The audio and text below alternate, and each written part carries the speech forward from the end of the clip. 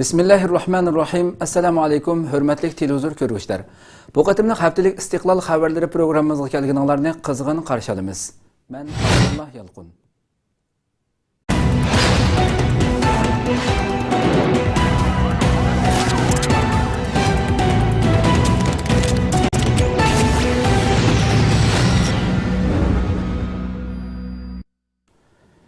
Beijing Tiananmen vaqasini sodir qiluvchilarning Uyg'urlar ekanligi ilgari surildi. Xitoy kommunist tajovuzchilarining mustahkam qo'rg'onlaridan biri bo'lgan va Xitoy qattiq sezgurlik bilan qo'g'dayotgan Tiananmen maydonida 28-oktyabr dushanba kuni soat 12 dan 5 minut o'tganda yuz bergan zo'r voqea bilan Xitoy kommunist oilalarining yuragi og'ziga qaplashdi. Xitoy kommunist tajovuzchilarining mustahkam qo'rg'onlaridan biri bo'lgan va Xitoy qattiq sezgurlik bilan qo'g'dayotgan Tiananmen maydonida 2013-yili 10-oyning 28-kuni dushanba soat 12 dan 5 minut o'tganda yuz bergan zo'r voqea bilan Xitoy kommunist doiralarining yuragi og'ziga qaplashdi. Taxtining tavrab ketgandan aloqazada bo'lib ketgan Xitoy doiralari voqeaning sirtqa chiqib ketmasligi uchun butun tadbirlarni olgan. Davlat axborotlari bir nima deyishdan o'zini qochirib turib olgan bo'lsa-mu, bu xabar voqea bo'lib bir kun o'tmayla butun Xitoyga, shundaqla dunyoga purkatdi. Xitoy tarqatilgan Boshun to'rbetida 29-oktyabr e'lon qilingan xabarda voqeaning tafsiloti texmi ochiq berilgan. Xabarda berilishicha, bir Xinjiang pilokalik jip mashina Tiananmen maydoniga kirib portlagan. Voqeada jami 5 kishi o'lib, 38 kishi yaralangan. O'lgan 5 kishining 3 nafari voqea sodir qilgan mashina ichidagi kishilar ekanligi va ularning Uyg'ur ekanligi, bulardan 2 nafarining kimliklari aniqlanganligi bildirildi. Beijing shaharlik soqchi idorasining axborotga oshkorlashicha, gumondorlardan biri 43 yoshli Yusuf Ömer Niyaz Pichanning Lökchun bozoridan, yana biri 25 yoshli Yusuf Ahmad bo'lib, u Xotanning Gumi nahiyasidan. Xabarda yana mashina ichida ko'p miqdorda benzin borligi bildirilgan. Qolgan 2 kishining birining Filippinlik ayol sayohatchi ekanligi, yana birining Guangdonglik Xitoy sayohatchi ekanligi bildirildi. Xabarda yana voqea sodir qiluvchilarning Tiananmen maydonining oldi eshigidagi reshotkaga mashinani so'qishning oldida yuqori ovozda signal berib kishilarni qechishga buyurganligi, qechishga ulgurolmaganlardan 2 kishining o'lganligi, 38 nafar kishining yaralanganligi bildirilgan. Xabarda yana kimligi aniqlangan 2 kishining ilgari Xitoy doiralarining munosabatlik doiralari tomonidan ko'p qatim ta'qib qilinganligi va siyosiy tarbiya berilgan kishilar ekanligi bildirilgan. Xitoy doiralari nomus qilmasdan ularning hayotdan zerikkanligini, shunlashqa o'zlarining dardini bu voqeani sodir qilish bilan chiqarganligini bildirib, ularning voqea chiqarishdan burun qayerda voqea chiqarish uchun shu atrofni qancha qitimlab aylanganligini bildirgan. Muxbirlarning bu voqeaning terrorlik voqeasi yoki emasligi haqida so'ragan savollarga Xitoy tashqi ishlar bayonotchisi voqeadan to'liq xabardor emasligini bildirib, javob berishdan o'zini qochirgan edi. Voqea yuz bergan vaqtda 2 Xitoy muxbiri shu atrofda bo'lib, ular voqeani ko'plab suratga tortgan. Ammo maydondagi puxrochi kiyingan soqchilar u 2 muxbirni tutib Tiananmen soqchi idorasiga elib ketgan. Soqchilar muxbirlardan voqea sodir qiluvchilar bilan sherik yoki emasligini so'rab, ularni g'azablantirgandan keyin ularning apparatidagi barliq rasmlarni o'chirgizib o'tgan. Egilishicha, bu voqea yuz bergan vaqt Beijing xalq saroyida Xitoy rahbarlari muhim yig'in o'tkazayotgan vaqtga udil kelgan bo'lib, bu voqea Xitoy rahbarlari va xalqi orasida qattiq ta'sir paydo qilgan. Hozir bu voqeani Beijing shaharlik JX idorasining boshlig'i Fu Jinhua bevosita mas'ul bo'lib tekshirmoqda bo'lib, o'lganlarning keynida yana boshqalarning bor yo'qligining tekshirilganligi, bo'libmi Uyg'urlarning qattiq tekshirilganligi, shubhiliklarning qo'lga elinganligi bildirilib, har qaysi o'rinlarga uqtirish chiqargan va xalqdami gumonli kishilarni bayqagan hamon telefon qilish uchun Beijing shaharlik soqchi idorasining telefon nomerlarini uqtirish bilan birga choplagan. Tarafsiz axborot vositalari gumondorlarning voqeada kishilarni hujum nishoni qilmaganligini, siyosiy jihatdan simvollik roli bo'lgan Tiananmen saroyini hujum nishoni qilganligini ilgari surishmoqda. Amdilikda Beijing soqchi doiralari voqea yuz berib 2 kun o'tgandan keyin 30-oktyabr rasmiy holda Tiananmen maydonidagi hujum qilish voqeasini tashkillik va oldin planlangan bir terrorlik hujum voqeasi deb e'lon qilib, xalqaro matbuotlarning diqqatini yana bir qatim o'ziga tortdi. Beijing shaharlik soqchi idorasi 28-oktyabr voqea yuz bergan kuni hujumni 2si Guma va Pichan Lökchunlik 3 er kishining elib borganligini ilgari surib, ikkalanning ismini e'lon qilgan. Lekin voqeaning tafsilotiga munosabatli uchurlarni qattiq kontrol qilgan edi. Doirlar chorshanba kuni burunqi uchurga zid holda hujumni Osman Hasan, ayoli Gulqiz va ularning onasi bo'lib bir oila kishilarining elib borganligi, voqea Uyg'ur jihodchilarining terrorlik harakati ekanligini bildirgan. Doirlar hujumni ikkisi ayol, ona bola, bir oila kishilarining qanday muddao bilan elib borganligini tilga olmagan bo'lsa-mu, biroq chet eldagi ba'zi Xitoy demokratlari hujumning maqsadiga yetganligi, Jonanxay va dunyoga Uyg'urlar haqida kuchli siyosiy signal berganligini bildirdi. Bir qism chet el muxbirlari gumondorlardan birining yurti deb ko'rsatilgan Pichan Lukchunga borgan bo'lib, Reuters agentligining muxbiri Mega va Michael Martinalarning o'z xabarida bayon qilishicha, ular Lukchunga yetib borganda yerlik soqchi doiralari ularga o'zlarining hozir ba'zi masalalar bilan oldirashligini, bexatarlik masalasi sababidan 1-2 oygacha Lukchunga kelishga yo'l qo'ymaydiganligini aytib, ularni turponga qaytarib o'tgan. Reuters muxbirlari Lukchunga yaqin yezdagi o'z ismini berishni rad qilgan bir Uyg'urdan ahvol so'raganda, u Uyg'ur muxbirlarga bir qancha kundan buyon hamma yerni soqchi qoplab ketganligini, kechida hamma yerda soqchi avtomobillarining ovozi yangrab ketadiganligini aytgan va mundaq degan: "Biz so'zlashdan qo'rqamiz. Agar biz so'zlasak, ular bizni tutadi yoki etib etadi" degan. Bu muxbirlar o'z xabarlarida Xitoy hukumatı bu qatimqi voqeani terrorlik voqeasi deb bog'lagan bo'lsa-mu, hujumchilar va qo'lga ilingan gumondorlarning millatining Uyg'ur ekanligini tilga olmayotganligini eskartib, Xitoy doiralarining bu orqali voqeaning orqasidagi milliy ziddiyatni nazardan soqit qilishga urinayotganligini bildirdi. Dushanba kuni Xitoyning poytaxti Beyjingda hamda Beyjingdagi eng sezgur o'rin bo'lgan Tiananmen maydonida voqea maydonga kelgani 3 kun bo'lgan bo'lsa-mu, Xitoy Tashqi ishlar ministrligi voqeaning xarakteri va uning kimlar tarafidan elib berilganligini dalillashdan bosh tortib kelmoqda. Chorshanba kuni Beyjing soqchi doiralari voqeaning oldin planlangan tashkillik terrorlik voqeasi ekanligini, bir oiladan bo'lgan 3 hujumchining avtomobilda o'lganligini, 5 gumondorning bo'lsa qo'lga ilinganligini jakarladi. Ammo Xitoy Tashqi ishlar ministrligi bo'lsa chorshanba kundagi bayonotida muxbirlarning bu vaqtdagi savollariga javob berishdan o'zini tortib, muxbirlardan Beyjing soqchi doiralari ta'minlagan uchurlardan foydalanib turishni, o'zlarining texi voqea haqida ilgirlab ahvol egallayotganligini bildirdi. Albatta Xitoyga o'xshash bir davlatda osonlikcha uchurmaydigan, bo'libmi Tiananmendagi qattiq bexatarlik tadbirlari ostidagi bir maydonda yuz bergan bu voqeaning Uyg'urlarga chetishlik bo'lgan o'zini o'ldirish xarakterli terrorlik hujum voqeasi bo'lishi barliq xalqaro matbuotlarning kuchli qiziqishini qo'zg'adi. Bugun ba'zi chet el axborotlari voqeaga baho berib, poytaxtning markazida yuz bergan bu voqea Xitoy hukumatiga o'xshash ichki muqimlikni qo'g'dash uchun dunyo bo'yicha eng ko'p pul xarjlaydigan Xitoy hukumati uchun to'liq qattiq nomus deb baholadi. Fransiya agentligi bu vaqtda e'lon qilgan xabarda Glasgow universitetining professori David Tobinning so'zini naql qilib, Tiananmen maydoniga o'xshash soqchi va harbiylar bilan liq to'lgan joyda bundoq bir voqeaning maydonga kelishini hech kim o'ylabmi boqmagan. Xitoy Kompartiyasi buningdan qattiq cho'chiydi deb yozgan. Fransiya agentligi xabarda Xitoy doiralarining bugun voqeani terrorlik voqeasi deb gumondorlarning ismini e'lon qilgan bo'lsa-mu, ammo ismidan Uyg'urligi bilinib turadigan bu gumondorlarning millatini tilga olmaganligini eskartgan. Ular xabarda yana Hong Kong universitetining o'qituvchisi Willi Lamning mulohazasiga yer bergan bo'lib, u voqeaga baho berib, "Mencha bu voqea Xitoy hukumatining siyosatlari Uyg'urlar orasida qattiq bir norozilik paydo qilganda soqchining amalsiz qolganligini aniq ko'rsatib beradi. Dunyoda hech qanday bir rejim qattiq g'azab nafratga to'lgan xalqni to'siya olgan emas" degan. Yuqoridagi mutaxassislar yana voqeaga oid ko'rinishlar bu voqeaning hargizmi xalqaro terrorlik organlari bilan chetishlik bo'lgan yuqori saviyalik harakat emasligini aniq ko'rsatib beradi degan. Fransiya agentligi bu voqeadan keyin Xitoy hukumatining ichkiridagi Uyg'urlarga qartilgan va Sharq Turkistondagi bexatarlik tadbirlarining yanada hasilab kuchayib ketish ehtimolligi borligini eskartish bilan birga Amerikadagi Xavier universitetining Hong Konglik o'qituvchisi Cam Wangning so'zini naql keltirgan.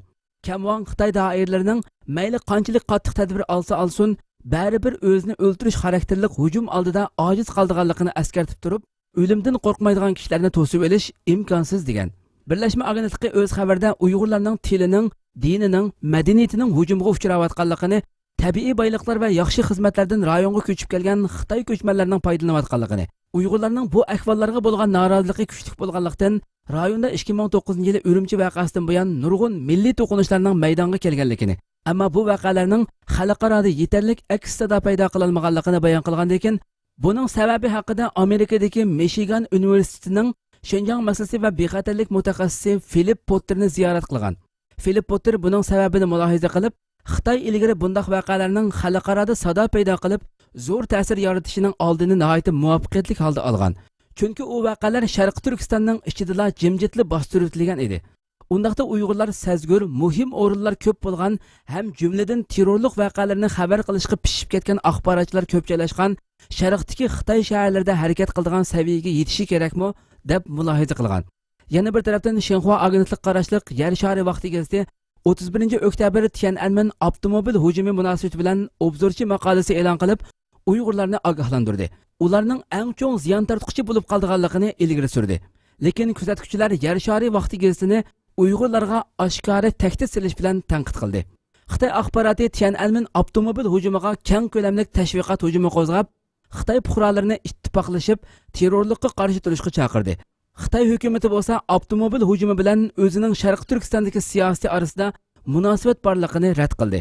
Yer shari vaqti gazetining Jungo ittifoqlashib terrorlikka qarshi turishga muhtoj mavzuliq obzorchi maqolasida yana Sharq Turkistonda va ichkiridagi Uyg'urlarga bexatarlik tekshirishining kuchaytirilganligi, buning ichkirida o'qiydigan, xizmat qiladigan Uyg'urlarga ba'zi qolaysizliklarni elib kelsimi, biroq buningga kunish kerakligini ta'kidlagan. Xitoy doiralari voqeadan keyin ichkiri o'lkalardagi Uyg'urlarni ta'qib qilishni kuchaytirib qolmay, Sharq Turkistonda bexatarlik tadbirlarini kuchaytgan. Sharq Turkistondan maxsus soqchilar Beijingga berib, voqeaga yetishib qaralgan gumonli kishilarni surishtirishga qatnashgan. Payshanba kuni yana Xitoy Davlat mudofaa ministrligi Tiananmendagi voqeaga ifoda bildirib, Xitoy armiyasining zarur tepilsa terrorlik harakatlariga zarb beradiganligini bildirgan. Bu Xitoy Davlat mudofaa ministrligining Uyg'urlarga munosabatli qarshilik harakatlariga tunji qatim ifoda bildirishi bo'lib hisoblandi. Yana bir tarafdan chet eldagi Xitoy demokratlari voqeaning Junanxay va Xitoyga kuchli siyosiy signal beradiganligini ta'kidlashdi. Beijing shaharlik Chexiya idorasining Tiananmenda yuz bergan avtomobil hujumi to'g'riliq 2 kun ichida bergan bir-biriga zid 2 xil uchuri dunyo axborot vositalarining diqqatini Uyg'urlarga burabli qolmay, balki bu yana chet eldagi Xitoy demokratlarining mazkur voqeaga bo'lgan qiziqishini ilgirlab kuchaytirdi. Amerikaning New York shahrida nashr qilinadigan Beijing Bahori jurnalining bosh muharriri Xoping apandi bu hujum ro'shan siyosiylikka ega bo'lib, uning dunyoga Uyg'urlar to'g'riliq kuchli signal berganligi, Uyg'urlarning ahvoli butun dunyoning diqqatini qo'zg'ashi kerakligini bildirdi. U mundaq deydi: Bu vaqa Xitoy doiralarining xabari bo'yicha aytganda, bir Uyg'urning ayoli va onasi bilan birga elib borgan hujumi, bir oila kishilarining o'zini o'ltirib olish xarakterlik hujumiga o'tishi dunyoda misli ko'rilib boqmagan ahvol. Meningcha uning bergan signaliga butun dunyo diqqat qilishga arziydi. Chunki Xitoy hukumatı ilgari necha qitim Uyg'urlarning terrorlik hujumi elib borganligini bildirgan. Biroq ularning hech biri terrorlik hujum emas.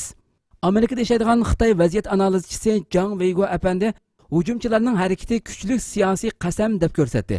U hujumchilarning siyosiy simvollik xarakteri kuchli Tiananmen maydonini hujum nishoni qilib tanlab olganligi, hujumning 18-qurultay 3-umumiy yig'ini ochilish oldida turgan nozik mezgilda yuz berganligini bildirib, voqeaning dunyoga Uyg'urlar haqida siyosiy signal berish maqsadiga yetganligini bildirdi. Va bu voqea dunyo jamoat fikrini Uyg'urlar Xitoy kompartiyasining mustamlakchilik buzg'unchiligiga uchrayotganlik masalasiga qaratishga chaqirdi. Bu nuqtadan olganda ularning qini bekorga oqmaydi deb ko'rsatdi. Tiananmen maydonidagi hujumdan Xitoy davlat kabineti axborot boshqarish ishxonasi buyruq tushirib, voqeaga aloqador barliq xabarlarni qattiq kontrol qilishni talab qilgan. Xabarni berishga to'g'ri kelsa qisqa berish, xabarning tafsilotiga kirmaslik, to'g'ridagi buningga munosabatli fikr tahlillarni darhol o'chirib tashlashni buyurgan. Tiananmendagi avtomobil hujumi Uyg'ur qarshilik ko'rsatish harakatining tunji qatim Sharq Turkiston chegarasidan halqib, Xitoyning yuqori darajalik sezgur nuqtasiga hujum qilishi bo'lib hisoblandi. Xoping apandi bu voqeaning Xitoy rahbarlarida kuchli andisha paydo qilganligini bildirdi. Xoping Xitoy doiralarining burun bu xil voqealarni Sharq Turkiston ichida kontrol qilib tura olishidagi sabab u voqealar asli terrorlik emas edi. Bu qatim bu voqea yuz berdi. Yuz bergandimi dal Tiananmen maydonida yuz berdi. Meningcha bu Xitoy kompartiya doiralariga nisbatan qattiq bosh og'riqi. Shuni faraz qilishga bo'ldiki, ular Uyg'urlarga bo'lgan kontrollikni yanada kuchaytirishi mumkin. Biroq yana bir tarafdan u andish qilgan masala, agar bu Uyg'urlar rostilla terrorlik hujumi qo'zg'asa, uning oldini ola olmaydiganligini to'nib yetdi deb ko'rsatdi. Xitoy kommunistlarining zulmlarini yetkish tortgan Xitoylarmi bu voqeaga munosabatli xabarlarga yozgan inkaslarda Xitoy tajovuzchilarini qattiq ayiblagan va voqea sodir qiluvchi fidoilarni maqtagan.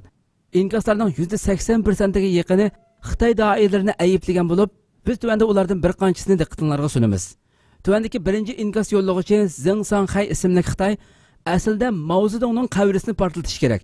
Chunki Jungoni buzgan eng cho'ng shayton u deb yozgan bo'lsa, yana bir o'qirman kommunistlarni o'ltirish Jungoning birinchi vazifasi. mayli Falun Gong bo'lsin, mayli musulmon, mayli buddist bo'lsin, mashina bilan Tiananmen Zhongnanhayga besib kelib, kommunist guylarni portlatadigan bo'lsa, ularning hammasi Jungoning qahramonidir. Biz hammamiz rahmat aytishimiz, hurmat bildirishimiz kerak deb yozgan. Yana biri qo'sh-qo'llab qo'shilaman degan.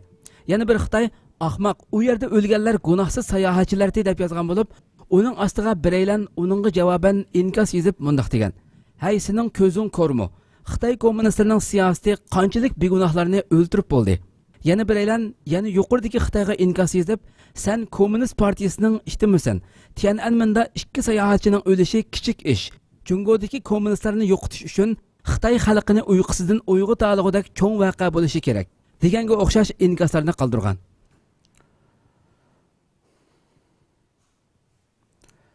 İnsan Hakları Gruppasi Sharq Turkistonga tekshirishga boradi. Türkiye Büyük Millet Meclisi İnsan Haklarını Tekshirish Gruppasi Xitoy ishg'oli ostidagi Sharq Turkistonda yuz berayotgan qatliamlarni va inson haqlari dafsandichiliklarni o'z yerida tekshirish uchun Sharq Turkistonda tekshirish olib bormoqchi bo'lganligini bildirdi. Türkiye Radyo Televiziya to'rining xabar qilishicha, Türkiye Büyük Millet Meclisi İnsan Haklarını Tekshirish Gruppasi Xitoy ishg'oli ostidagi Sharq Turkistonda yuz berayotgan qatliamlarni o'z yerida tekshirish uchun bir tekshirish gruppasi qurib, Sharq Turkistonda tekshirish elib bormoqchi bo'lgan. Xabarda ma'lum bo'lishicha, guruh boshlig'i Ayxon Safar Ustun rayonda yuz bergan voqealarga aloqador qo'rqinchli da'volar bilan uchrashganligini bildirgan. Sharq Turkistonda ba'zi da'volarning haqiqatan mavjud ekanligini bildirgan Ustun, ro'za tutganlarning ro'za tutgan yoki tutmaganligini isbotlash uchun Ramazon oyida suv ichishga majburlanganiga o'xshash zamin ig'dorchilik masalasi bor. Buningga o'xshaydigan nurg'un da'volar bor. Yangi vaziyatda Sharq Turkistonda yuz bergan voqealarni tekshiradigan bir tarmoq guruh qurib chiqamiz degan. Xabarga qaraganda Xitoyning dunyodagi eng chong davlatlar qatorida bo'lganligini va bu sababdan siliq rahbarlik namoyon qilishi kerakligini so'zlagan Ayxon Ustun, Sharq Turkistonning avtonomiya huquqiga ega ekanligini, u yerdagi xalqning avtonomiya shartlariga uyg'un huquq talab qilganligini ifodalab, so'zni mundaq davomlashtirgan. Axborot va xalqaro inson haqlari tashkilotlariga ruxsat qilinmayotdi. Xitoyga berishga aloqador har qanday kelishimlarga qatnashishni talab qilamiz.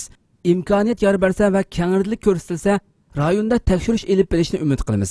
Yangi vaziyatda guruh qurib, Sharq Turkistonda yuz bergan masalalarni o'tirg'i tashlaymiz. Bu masalalarning hal qilinishi uchun Sharq Turkistonga berishga aloqador har turli munosabatlarga qatnashamiz. Bu da'volarning to'g'ri bo'lib bo'lmaganligini tekshiramiz. Xabarda yana Ustunning Sharq Turkistonda turli milliy davlatlarning qurilganligini, lekin 18-asrdan e'tiboran Sharq Turkistonda Xitoy ishg'olining vujudga kelganligini bildirgan. Xitoy ishg'olidan keyin 1955-yili Sharq Turkistonning avtonomiya huquqiga erishganligini bildirgan Ustun, avtonom rayoni shartlarini saqlab qolgudek idora, huquq va demokratik fursatlar berilmagan tursa, bir avtonom rayoni bo'lish sifati bilan o'zini idora qilishga munosabatlik hech qanday imkoniyat berilmagan tursa, bu atalmish avtonomiya salohiyatidan ismidan boshqa nima qoldi? Sharq Turkistonda musulmon turk sonini azaytish maqsadi bilan Xitoy ko'chmanlarini yo'tkazish siyosati tez suratda ijro qilinyotdi. Dastlabda 5% ni egallaydigan Xitoy nupusi hozir 50% dan oshmoqda degan. Xabarda yana Ustunning Sharq Turkistonning assimilyatsiya qilinayotganligini ilgari surib, mundaq deganligi uqtirildi. Dastlabda assimilyatsiya bo'lish bilan birga din, ma'arif, xizmat, ishlash erkinligiga o'xshash asosli masalalar ko'rilmoqda. Jamoat shakillik voqealarning kelib chiqishiga bu masalalar sabab bo'lmoqda. Xitoy doiralari bu vaqtgacha bu masalalarni hal qilmadi. Voqealarning davomlashishiga turtki bo'ladigan siyosat ishlatib keldi. Sharq Turkistonlik turklar bu vaziyatga e'tiroz bildirganda bo'lsa, Xitoy doiralarining temir mushlariga duchor bo'ldi va oxirida o'limlar, turmalar, iskanjalar va sanoqsiz inson haqlari dafsandichiliklari o'ttirg'i chiqdi.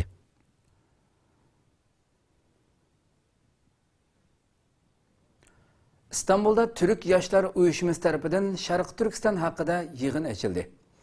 Türkiye'nin her qaysi şehirlerde faaliyet elip beriyotgan Türk uyuşmalarının İstanbul'da faaliyet elip beriyotgan Türk Yaşlar Uyuşması İstanbul'da vatanimiz Sharq Turkiston haqida maxsus yig'in o'tkazdi. Türkiye'nin her qaysi şehirlerde faaliyet elip beriyotgan Türk uyuşmalarının İstanbul'da faaliyet elip beriyotgan Türk Yaşlar Uyuşması 2013-yili 10-ayning 26-cı günü shanba tushdan keyin soat 2'da vatanimiz Sharq Turkiston haqida maxsus yig'in o'tkazdi. Yig'in uyushmaning Chamberli Toshdagi madaniyat markazida o'tkazildi. Yig'inga Sharq Turkiston ma'rifat va hamkorlik jamiyatidan jamiyat muavin raisi Musajon Ar, bosh kotib Abdulahad Abdurahmon, Abdusalom Taklamakan, Ibrohim Bug'do qatorliqlar qatnashdi. Yig'inga Sharq Turkiston vaqfi bosh kotibi Umar Qulmuq qatnashdi. Yig'in oldi bilan Türk uyushmasi yoshlar sho'basi raisi Barış Onur Saygin apandining ichilish nutqi bilan boshlandi. Ichilish nutqidan keyin Türk yoshlar uyushmasining Istanbuldagi har qaysi universitetlarda o'qiyotgan o'quvchilari ayrim so'z qildi. Oldi bilan Istanbul Marmara Universiteti tarix bo'limida magistrlikda o'qiyotgan Fatima Batul Aydemir Sharq Turkistonning qisqacha tarixi haqida so'z qildi. Ikkinchi bo'lib Istanbul Universiteti Qonun fakulteti o'quvchisi Muhammad Amin yordamchi xalqaro qonunda Sharq Turkiston masalasi haqida so'z qildi. Uchinchi bo'lib Istanbul Universiteti Shariat fakulteti o'quvchisi Ahmad Sharq Turkistondagi diniy besimlar temasida so'z qildi. To'rtinchi bo'lib Istanbul Universiteti Qonun fakulteti o'qituvchisi Samat O'zdemir qenish o'ralgan Sharq Turkiston temasida so'z qildi. Beshinchi bo'lib Marmara Universiteti Qonun fakulteti o'quvchisi Orxon Öksüz Sharq Turkiston masalasini hal qilishda islom dunyosi temasida so'z qildi. Keyin Sharq Turkiston Ma'rif va hamkorlik jamiyati bosh kotibi Abdul Ahad Abdurahmon apandi so'z qildi. U so'zda yuqorida so'z qilgan o'quvchilarga rahmat etish bilan birga Sharq Turkistonda o'zi beshidan o'tkazgan haqiqiy voqealarni so'zlab o'tdi. Keyin Sharq Turkiston vaqfi bosh kotibi Ömer Qul apandi so'z qildi. U so'zni oldi bilan bu yig'inni uyushtirgan yoshlarni tabriklash bilan boshlab, Sharq Turkiston da'vosi va uningga qandoq ega chiqish haqida nihoyat jonliq so'z qildi. Oxirida so'z qiluvchilarga lavha tarqatish bilan yig'in oxirlashdi. Yig'inning butun jarayoni Istiqlol televiziyasi tomonidan suratga olingan bo'lib, to'g'rimizning munosabatlik bo'limidan butun filmlarni ko'rib olishingizni tavsiya qilamiz. Mirkamil Qashqari oilasi bosh ministr Erdo'g'an bilan uchrashdi. 16 yildan buyon ayrilib ketgan ikki farzandi bilan uchrashgan Mirkamil Qashqari oilasini bosh ministr Erdo'g'an Turkiya Buyuk Millat Majlisidagi ishxonasida qabul qildi. Uysam Uyg'ur to'g'rini xabar qilishicha 16 yildan buyon ayrilib ketgan ikki farzandi bilan uchrashgan Mirkamil Qashqari oilasi bosh ministr Erdo'g'anga tashakkur aytib, to'n chapan va Uyg'ur do'ppisi hadiya qilgan. Mirkamil Qashqari oilasi ikki farzandi bilan Anqarada uchrashgandan keyin xo'shallikqa cho'mgan bu oila Turkiya bosh ministri Recep Tayyip Erdo'g'anga tashakkur etish uchun uchrashishni xohlaydiganligini talab qildi. Bosh ministr Erdo'g'an bu oilani parlamentdagi ishxonasida qabul qildi. Turkiya garajdanligiga o'tgan Mirkamil Qashqari oilasi Qashqardagi ikki farzandini Turkiyaga akilish uchun 10 necha yildan buyon yo'l mangan bo'lsa-mu, natijasiz qolgan. Xitoyning butun shartlarini o'rindigan bo'lsa-mu, Xitoy doiralari yanada ularning Turkiyaga chiqib ketishiga ruxsat qilmagan va pasport ishlab bermagan edi. Mirkamil Qashqari oilasi Turkiya bosh ministri Erdo'g'andan Qashqardagi bir o'g'il, bir qiz ikki farzandini Turkiyaga akilib berishni talab qilgan bo'lib, bosh ministr Erdo'g'an tashqi ishlar ministrligiga ta'limot berib, Qashqardagi shu ikki farzandni Anqaraga elib kelishni uqtirdi. Turkiya diplomatlari Xitoy doiralari bilan uchrashish va suhbatlashish orqali Xitoy doiralaridan u ikki Uyg'ur farzandini talab qildi. Xitoy doiralari Turkiya diplomatlarining oldida ularni bermaslikka sabab topolmaganlikdan noiloj ularning Turkiyaga ketishiga ruxsat qildi. Ota-onasi Turkiya fuqarosi bo'lgan hamda Turkiya radio televiziya idorasining Uyg'urcha anglatish filmida diktor va muxbir bo'lib ishlayotgan Mirkamil Qashqarining 16 yildan buyon ayrilib ketgan ikki farzandi Allohning fazli marhamati ondan Turkiya diplomatlarining yordami bilan Turkiyaga sog'-salomat yetib keldi va ota-onasi va qarindoshlari bilan uchrashdi. 16 yillik ota-ona bilan farzand o'rtasidagi sig'inish firoqi hasratlik alamlari oxirlashdi. 5 farzandi bilan jam bo'lgan Mirkamil Qashqari oilasi xushallikqa cho'mdi. Mirkamil Qashqari oilasi Turkiya bosh ministri Erdo'g'anga tashakkur bildirish va xushalligini ifodalash uchun butun oila farzandi bilan bosh ministr Erdo'g'anni ziyorat qildi va tashakkur etdi. To'n chapan va chiman do'ppi hadiya qildi. Bosh ministr bilan samimiy suhbat o'tkazdi. Uzun yillardan buyon ayrilib ketgan Uyg'ur farzandlarining bugun ota-onasi bilan jam bo'lganligini ko'rgan bosh ministr Erdo'g'an bu oilaning jam bo'lishiga o'zining sababchi bo'lganligidan xushal bo'lganligini yushira olmay, tabassum ichida ular bilan xotir rasmga tushdi. Mirkamil Qashqari yana bosh ministr Erdo'g'anga tashakkur bildirib, bir maktub yozgan bo'lib, u maktub xalqaro ijtimoiy uchur aloqa vositalari bo'lgan Facebook va Twitter, shundaqla Turkiyadagi barliq internet xabar turbatlarida e'lon qilindi. Turkiya Marmaray dengiz osti temir yo'l tonnelida qatnash boshlandi. Osmanlı padişahı Sultan Abdülmecit'nin arzusu 150 yıldan keyin amalga oshdi. 29 oktyabr seshanba kuni soat 15da Turkiya Cumhuriyeti qurilganligining 90-yillik xotira kunida Yevropa bilan Osiyoni tutashtiradigan Marmaray dengiz osti temir yo'l tonnelining ochilish murosimi o'tkazilib, rasmiy qatnash boshlandi. Marmaray dengiz osti temir yo'li tonnelining qatnashga ochilish murosimiga Turkiya Cumhuriyeti raisi Abdullah Gül, Turkiya bosh ministri Recep Tayyip Erdo'g'an Yaponiya bosh vaziri Shinzo Abe, Romaniya raisi bilan boshqa 8 davlatdan kelgan 9 ministr, Turkiya hukumat arboblari va dunyoning har qaysi yerlaridan kelgan aziz mehmonlar qatnashdi.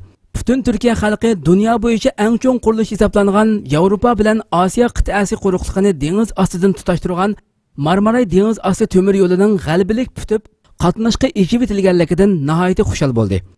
Marmaray dengiz osti temir toneli yo'lining uzunligi 13,5 kilometr bo'lib, egilnisha Yevropa bilan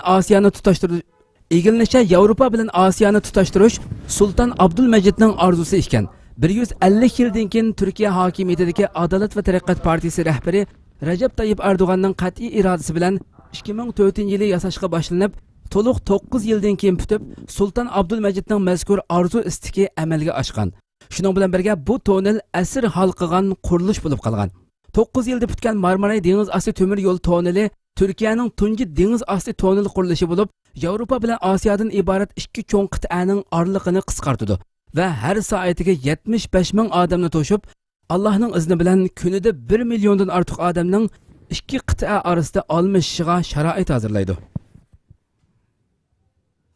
Musulmon qarindoshlar tashkiloti Mursining og'dirilishining orqasidagi haqiqiy maxfiyatlikni oshkorlab chiqdi. Mufakkiratul Islom to'rining xabar qilishicha, Musulmon qarindoshlar tashkiloti Muhammad Mursining og'dirilishidagi harbiy inqilobning orqasidagi haqiqiy sabablarni oshkorladi. Tashkilot o'zining 30-oktyabr chorshanba kuni e'lon qilgan bayonotida mundaq degan: 30-iyun Muhammad Mursiga qarshi namoyish qilganlar baldur raislik saylimi o'tkazishdan boshqa bir narsa talab qilmagan. Inqiloblar qilgan narsaning hech birini talab qilmagan. Bayonotda yana mundaq deyilgan: Abdul Fattah Sisi guruhiga nisbat berilgan maxfiyatliklar Abdul Fattah Sisining shak shubhasiz Misr Cumhur raisligiga ko'z tikkanligini isbotlaydi. Abdul Fattah Sisi barliq askariy qo'mondonlarni harbiy inqilobga qatnashishga qanoatlantirish uchun armiya qo'mondonlarining ijtimoiy o'rni va hokimiyatni boshdan kontrol qilish maqsadida har xil vositalarni ishlatgan. Musulmon qarindoshlar bayonoti mundaq izohladi: Misr armiyasi qo'mondonlari 1952-yildagi qo'zg'olondan keyin jamiyat shotisining eng yuqori baldiqiga sakradi va hukumatdagi yuqori mansablarning ko'pinchisini egalladi. Shuning uchun 25-yanvar qo'zg'oloni portlagan vaqtda askariy qo'mondonlar yuqori darajalik mansablarni talab qilishga petin olmadi. Ular xalq besimining ta'siri ostida 25-yanvardagi xalq qo'zg'oloni bilan bir saf turishga majbur bo'ldi. Tashkilot mundaq dedi: Yuqori mansabli qo'mondonlarning ortiqchilik va iqtisodiy kirim deb atalgan davlat xizmatlaridan foydalanish va ularning qo'llashi bilan qurilgan cho'ng iqtisod shirkatlarining beshida bo'lishdan iborat o'zgacha o'rnini saqlab qolishni e'tibor edi.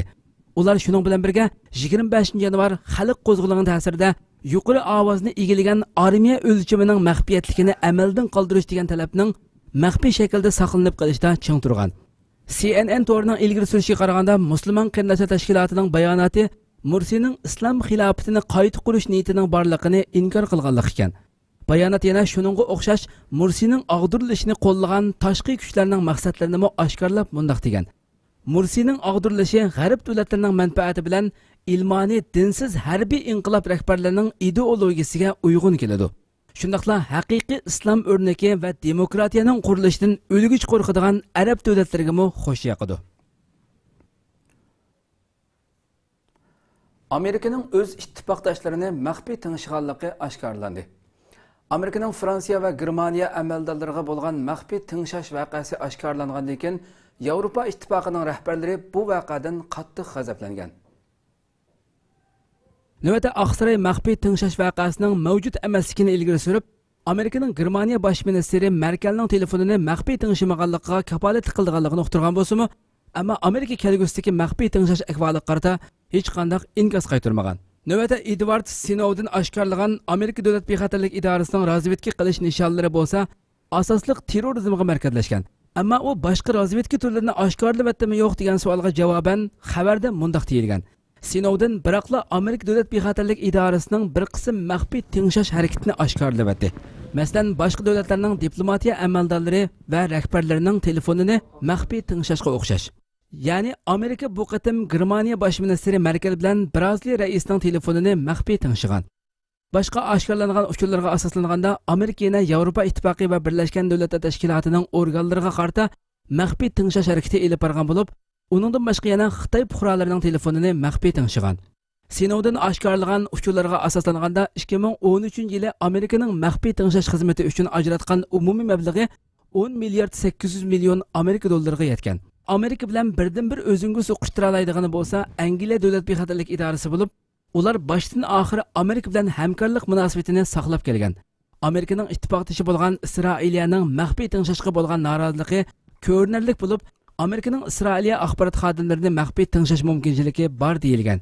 Har yerda kishilik huquqqa hurmat qilish va ittifoqdoshlar manfaati shuarini to'lab yurgan Amerikaning ittifoqdoshlarini o'g'irlikchi tingsashlik razilligi Amerikaning yuz obro'yini qattiq yerga urdi.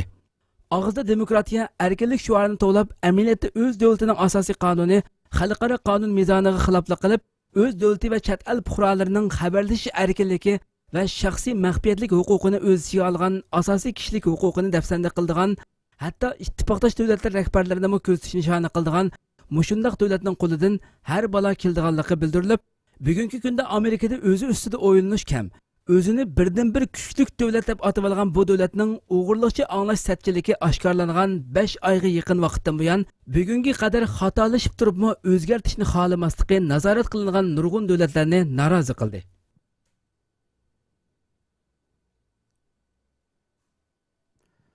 Erdoğan meni diktator deganlar saylamda mag'lub qilsin dedi.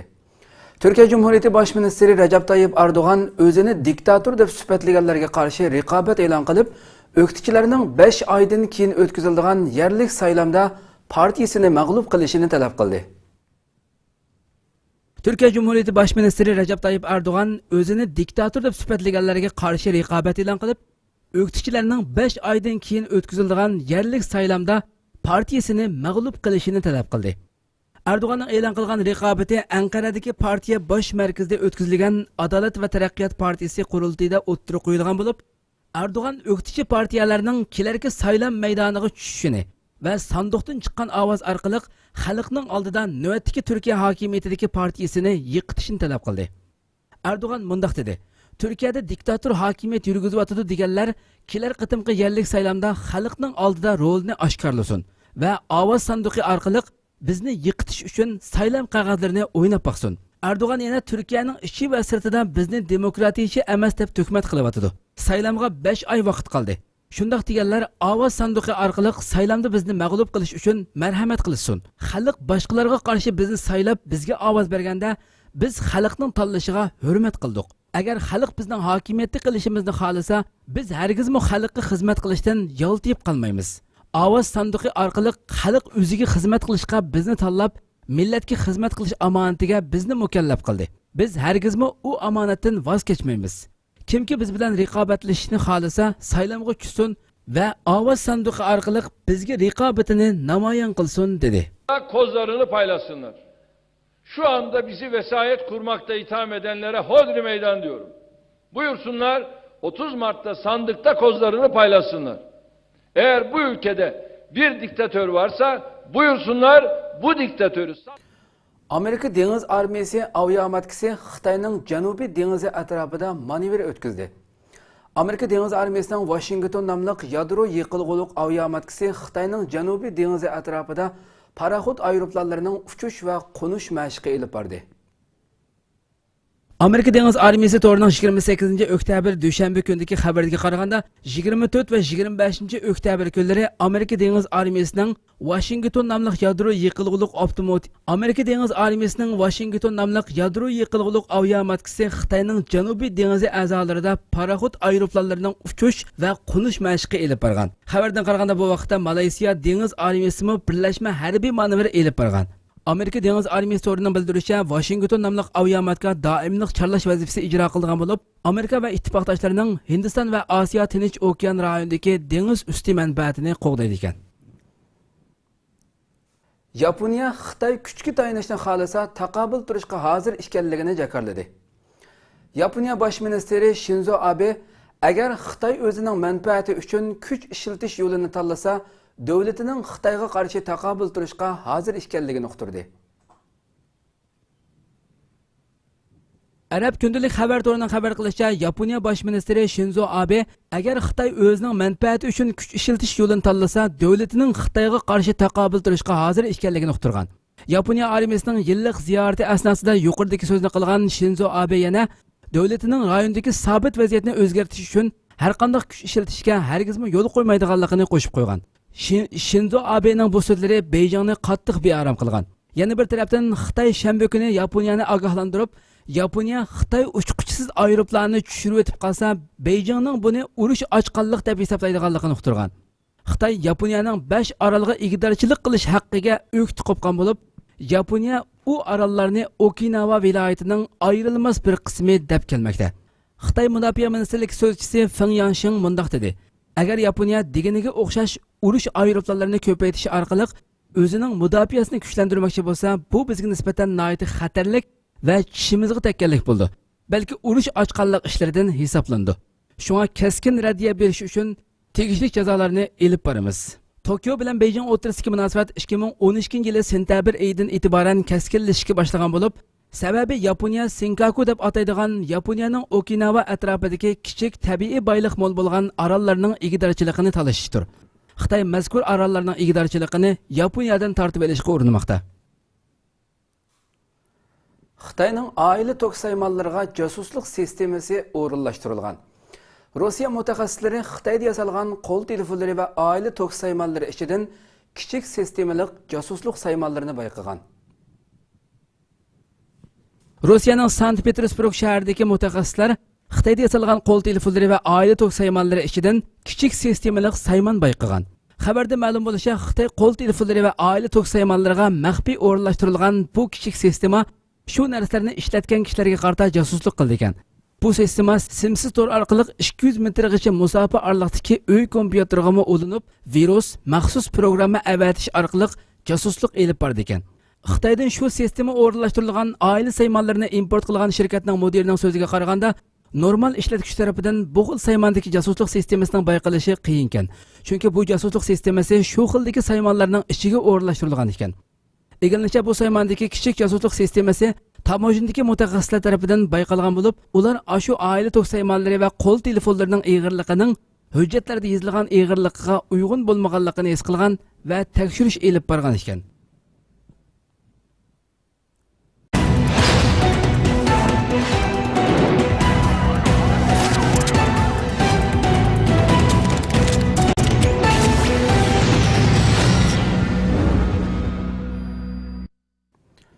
Hürmetli televizor ko'rguvchilar, shuning bilan bu qitimliq haftalik istiqlol xabarlari programmamiz mushu yerda oxirlashdi. Kelar qitimqi programmamizni ko'rishgacha sizlarni janobi Allohga topshiramiz. Assalomu alaykum va rahmatulloh.